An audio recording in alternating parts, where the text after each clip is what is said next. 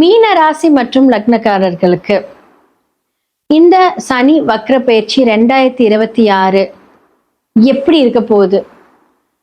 காலபுருஷனோட வீட்டில் 12வது வீடு, கடைசி வீடு.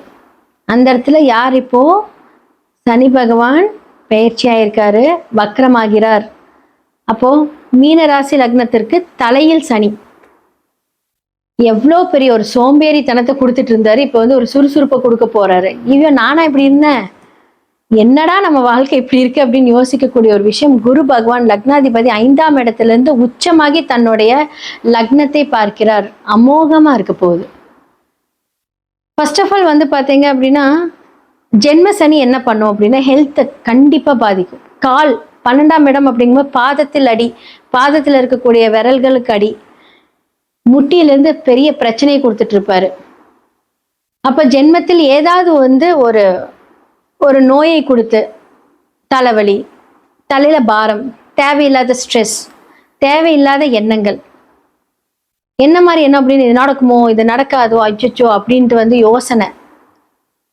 ஏன்னா வந்து பாத்தீங்க அப்படின்னா உங்களுடைய சனி பகவான் யாரு அப்படின்னா 11 12. ஸோ லாபம், ஆசைகள், அபிலாசைகள், நீங்க செய்யக்கூடிய விஷயங்கள் நடக்குமா நடக்காது அப்படிங்கிறது அந்த 11ஆம் இடம் அப்படிதான் முடிவு செய்யும். 12 அப்படிங்கிறது விரயம். இது 2 போய் உட்காந்துருக்க. நீங்க தான் ஒரு விஷயத்த உருவாக்குவீங்க, அதன் மூலியமாக உங்களால விரயம் ஆகும். அதுக்கு யாரு காரணம் அப்படின்னா நீங்க தான்.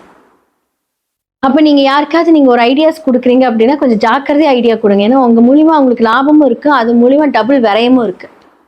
அது யாருனாலும் கேட்டா விடுதல், நீ கொடுத்த ஐடியானாலதான்ப்பா எனக்கு இப்படி ஆயிடுச்சுன்னு உங்களையே வந்து காரணம் காமிக்கக்கூடிய ஒரு நிலைமை. இப்ப குரு பாக்குறாரு. அப்ப ஜென்ம சனியா இருக்கக்கூடிய ஒரு விஷயத்த குரு பாக்குறார். அவர் வந்து வக்ரமாகிறார். அப்படிங்கும் போது ஒரு நல்ல முன்னேற்றம்.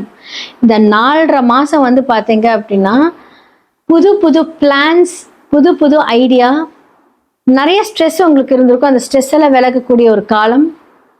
ஏன்னா லக்னாதிபதி 5ஆம் இடத்துல போய் உச்சமா இருக்கக்கூடிய அந்த வீட்டிலிருந்து உங்களை பார்க்கிறார்.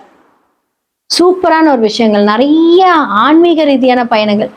நீங்க சொல்லுவீங்க, நான் கொடுத்த பிளான் இப்ப பண்ணாத, நான் அதுக்கு முன்னாடி ஒரு ரீகன்ஃபர்மேஷன் பண்ணிக்கிறேன், இந்த மாதிரியான விஷயங்களை நீ கான்சன்ட்ரேட் பண்ண அப்படின்ட்டு நல்ல புத்திமதிகளை மற்றவர்களுக்கு நீங்க வந்து அறிவுரையா சொல்லக்கூடிய ஒரு காலம்.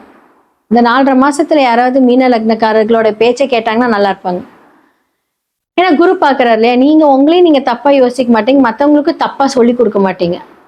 இதற்கு முன்னாடி பிளான் சிலதெல்லாம் கொலாப்ஸ் ஆயிருந்தாலும் இந்த காலகட்டத்துல நீங்க சொல்லக்கூடிய பிளான் அவங்களுக்கும் நல்லது, உங்களுக்கும் நல்லது.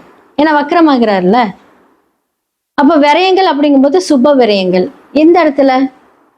ஆல்ரெடி வந்து 4ஆம் வீட்டுல இருந்து இப்ப 5ஆம் வீட்டுல குரு மாறி இருக்காரு லக்னாதிபதி. அப்ப வந்து வீடு ரெனோவேஷன், இந்த மாதிரியான விஷயங்கள் மாற்றமாயிருக்கும்.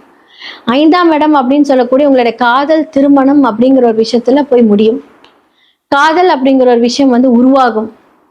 கரெக்டான ஒரு பொண்ணு உங்களுடைய வாழ்க்கையில வருவாங்க, பையன் வாழ்க்கையில வருவாங்க. திருமணம் அப்படிங்கிற ஒரு விஷயத்துல பந்தத்துல இறங்க போறீங்க. உங்களோட பிளானிங் கரெக்டா இருக்க போகுது. ஸோ இந்த காலகட்டத்தில் ஜென்ம சனியாக இருந்தாலும் நிறைய அலைச்சல், உளைச்சல், என்ன சொல்றது, கொஞ்சம் வேதனை இதெல்லாம் இருக்கதான் செய்யும். ஏன்னா உங்களுடைய லக்னாதிபதி எங்க இருக்கிறார்? இப்ப வந்து கோச்சார ரீதியான பலன்கள் சொன்னாலும் உங்களோட சுய ஜாதகத்துல எங்க இருக்கார்? சனி பகவான் எங்க இருக்கார்? இப்போ உங்களுடைய கும்ப வீட்டில் 12வது வீட்டுல ராகு இருக்கார். போகக்காரகன் போகஸ்தானத்துல நல்லா தூங்குவீங்க. தூக்கத்தை கெடுக்கிறது சனிதான். அன்டைம்ல தூங்குவீங்க. அப்படி 9 மணிக்கு நைட்டு படுத்து காலையில 5 மணிக்கு எந்திரிக்கக்கூடிய அந்த ஒரு நல்ல தூக்கம் இருக்காது. 3 மணிக்கு தூங்கிட்டு மத்தியானம் எந்திரிக்கக்கூடிய தூக்கமா இருக்கும். அப்போ எப்படிப்பட்ட ஒரு போகத்தை கொடுக்கிறார் அப்படின்னு பாருங்க. நடுவுல நிறைய டிஸ்டர்பன்ஸ். இது எல்லாமே வந்து அந்த 12ஆம் இடம் அப்படின்னு சொல்லக்கூடிய இடத்துல இருக்கும். லக்னாதிபதி குரு பார்க்கும்போது அந்த விஷயத்த எல்லாமே நீங்க என்ன பண்ணுவீங்க அப்படின்னா ரொம்ப கால்குலேட்டிவா அதை பண்ணி அதை கொண்டுட்டு போவீங்க. மாணவர்களுக்கு எல்லாமே வந்து படிப்பு ரீதியான ஒரு பிரச்சனைகள் இருந்தாலும் இந்த காலகட்டம் உங்களை மாற்றி அதை வந்து சரி செய்துக்கூடிய ஒரு காலம் வரும். பிஸ்னஸ் அப்படிங்கிற ஒரு விஷயத்துல புது புது பிஸ்னஸ், அடுத்த பிளான்ஸ், உங்களோட வாழ்க்கையை எப்படி கொண்டுட்டு போகணும் அப்படிங்கறத மீனராசிக்காரங்க இப்ப பார்த்துக்கிட்டே இருப்பீங்க.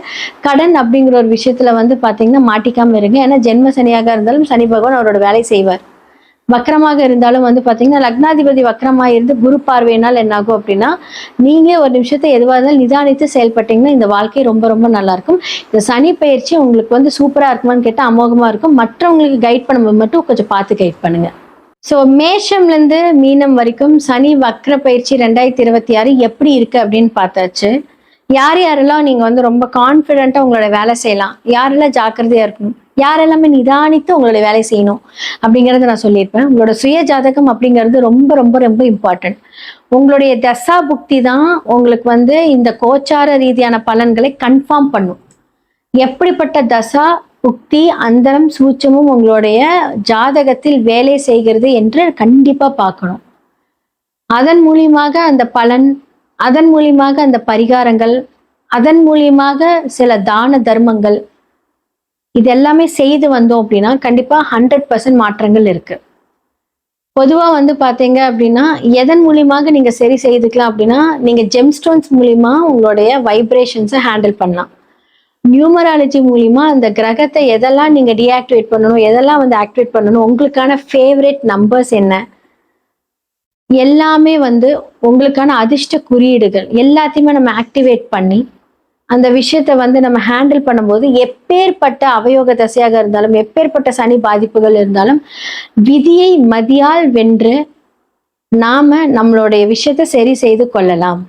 கீழே இருக்கிற என்னோட நம்பருக்கு கான்டாக்ட் பண்ணி உங்களுடைய ஜாதக அப்பாயின்மெண்ட் வாங்கி நீங்க வந்து ஜாதகம் பார்த்து இதற்கான அந்த பலன்கள், இதற்கான அந்த பரிகாரங்கள் எல்லாத்துக்குமே 100% சொல்யூஷன் இருக்கு. அது எப்ப நடக்கும், எப்படி நடக்கும், எந்த காலகட்டத்தில் நிவர்த்தியாகும், கரெக்டான பாவக ரீதியான பரிகாரங்கள் செய்யும் போது அதற்கான ரிசல்ட் கிடைக்கும். ஒருத்தருக்கு திருமணமே ஆகல அப்படின்னா வாழை மரம் வெட்டுங்க, செவ்வாய் தோஷம் இருக்கு, ராகுகேது தோஷம் இருக்கு, சர்ப்ப தோஷம் இருக்கு, இந்த மாதிரி பண்ணுங்க. பொதுவா சொன்னா யாருக்குமே அது வந்து நடக்காது. அது பரிகாரம் உங்களோட ஜாதகத்துல ரிஃப்ளெக்ட் ஆகுதா, இல்ல என்ன மாதிரியான பாவகத்திலிருந்து அது ரிஃப்ளெக்ட் ஆகுதோ அதற்கான பரிகாரங்கள் செய்தால் மட்டுமே அதற்கான நிவர்த்தி கிடைக்கும். இது உண்மை. ஸோ சனி யாருனால அஃபெக்ட் ஆயிருக்கீங்க அப்படின்னா அதற்கான பரிகாரங்கள், ராகு கேதுனால யாரெல்லாம் அஃபெக்ட் ஆயிருக்கீங்கன்னா அதற்கான பரிகாரங்கள், மாந்தி மூலியமாக யாருக்கெல்லாம் வந்து அஃபெக்ட் ஆயிருக்கோ அதற்கான பரிகாரங்கள். ஜாதகத்துல ஒரு விஷயம் மட்டும் பார்க்கக்கூடாது, பல விஷயங்கள் பார்க்கணும். ஸோ உங்களுடைய நம்பர்ஸ், என்னோட நம்பர் கீழே ரிஃப்ளெக்ட் ஆயிருக்கு. நீங்க அந்த நம்பருக்கு கான்டாக்ட் பண்ணி உங்களோட அப்பாயின்மெண்ட் புக் பண்ணுங்க. நன்றி, வணக்கம்.